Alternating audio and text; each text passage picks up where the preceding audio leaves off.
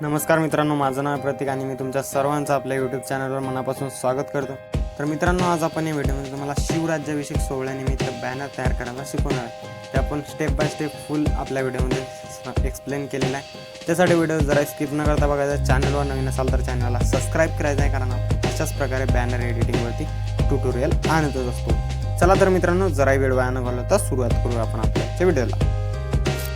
तर आता सर्वात अगोदर तुम्हाला डिस्क्रिप्शनमधली एक झिप फाईल आहे, ती झिप फाईल डाउनलोड करून घ्यायची। त्यानंतर आपल्या फाईल मॅनेजरला ओपन करून डाउनलोड फोल्डरमध्ये जाऊन फाईलला शोधायचं आहे। फाईलवरती क्लिक करायचं आहे। एक्स्ट्रॅक्ट हिअर ऑप्शनवरती क्लिक केल्यानंतर तुम्हाला पासवर्ड मिळेल। पासवर्ड टाकायचं सांगेल, तर पासवर्ड कुठे आपल्या व्हिडिओमध्ये तुम्हाला कुठे पण मिळेल। पासवर्ड शोधायचा आणि इथे टाकून घ्यायचं। पासवर्ड टाकल्यानंतर ओकेवरती क्लिक करायचं। बघू शकता अशा प्रकारे इथे शिवराज्याभिषेक 2K24 अशा प्रकारचे एक फोल्डर तयार झालेले असेल। त्यामध्ये आपण PLP फाईल दिलेली आहे। PLP फाईलला ओपन करण्यासाठी पिक्सेल लॅब ॲप्लिकेशनला ओपन करायचं।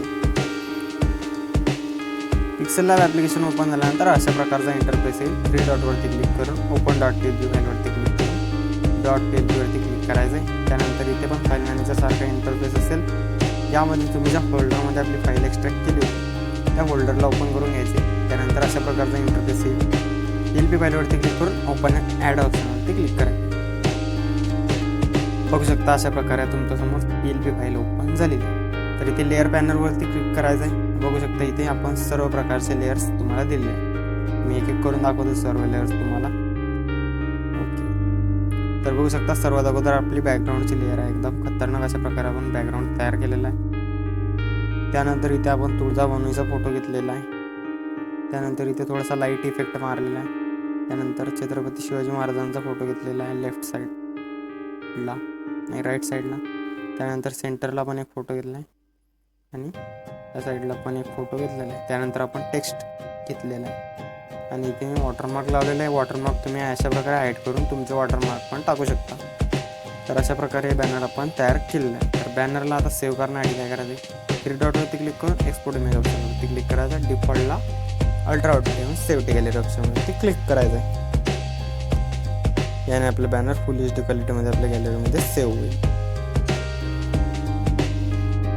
सेव्ह झाल्यानंतर पुढे काय प्रोसेस करायची ते पण तुम्हाला सांगतो व्हिडिओमध्ये। बॅनर सेव्ह झाल्यानंतर आपल्या लाईटरूम ॲप्लिकेशनला ओपन करायचं आहे।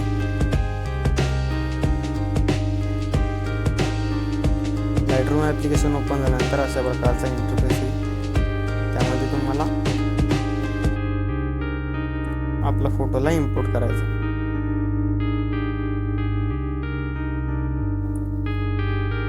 ऑल फोटोजवरती इथे गॅलरीचं ऑप्शन दिसेल खाली। त्यानंतर आपण डिव्हाइसवरती क्लिक करायचं आणि इथे पिक्सेल लॅब सिलेक्ट करून घ्यायचं आणि याला बॅनरला इथे इम्पोर्ट करून टाकायचं। इम्पोर्ट झाल्यानंतर इथे थोडंसं लोड होईल। त्यानंतर एडिट ऑप्शनवरती क्लिक करायचं। लाईटमध्ये जायचं, लाईटला थोडंसं वाढवायचं। कॉन्ट्रास्ट तुम्ही 6 किंवा 7पर्यंत ठेवू शकता। हायलाईट पण 4पर्यंत ठेवली तरी चालेल। शॅडो जसे तसेच ठेवायचे। ब्लॅक्स अँड व्हाईट्स पण तसेच ठेवायचे। व्हायब्रन्सला थोडंसं वाढवायचं। सॅच्युरेशन तुम्ही कमी करू शकता किंवा दोन्ही वाढवली तरी काय हरकत नाही। त्यानंतर ब्लरच्या ऑप्शनमध्ये तुम्हाला काहीच करायचं आहे। त्यानंतर इफेक्टमध्ये यायचं आहे, थोडंसं टेक्स्चर वाढवायचं। 10पर्यंत ठेवलं चालेल। क्लॅरिटी 2 किंवा 4पर्यंत ठेवू शकता। DS पण 4पर्यंत ठेवली तरी चालेल। त्यानंतर याचं डायरेक्ट डिटेल्सवरती आल्यानंतर शार्पनिंगमध्ये जायचं आहे आणि शार्पनिंग तुम्ही 25 किंवा 20पर्यंत ठेवू शकता कुठे पण। त्यानंतर नॉईस रिडक्शन तुम्ही 10 किंवा 15पर्यंत ठेवू शकता। त्यानंतर इथे डिटेल्सवरती 55 किंवा 60पर्यंत न्यायचे। कॉन्ट्रास्ट पण थोडासा 3 किंवा 4पर्यंत वाढवायचा आहे। कलर नाईसला तुम्ही 10-15च्या मध्ये ठेवू शकता। स्मूथनेस थोडीशी वाढवायची 55 किंवा 60पर्यंत आणि डिटेल्स पण 55 ते 60पर्यंत वाढवायचं। ओके, हे सर्व झाल्यानंतर शेअर ऑप्शनवरती क्लिक करायचं। त्यानंतर इथे एक्सपोर्ट ॲजवरती क्लिक करायचं। एक्सपोर्ट ॲजवरती क्लिक करून या राईटच्या आयकॉनवरती क्लिक करायचं।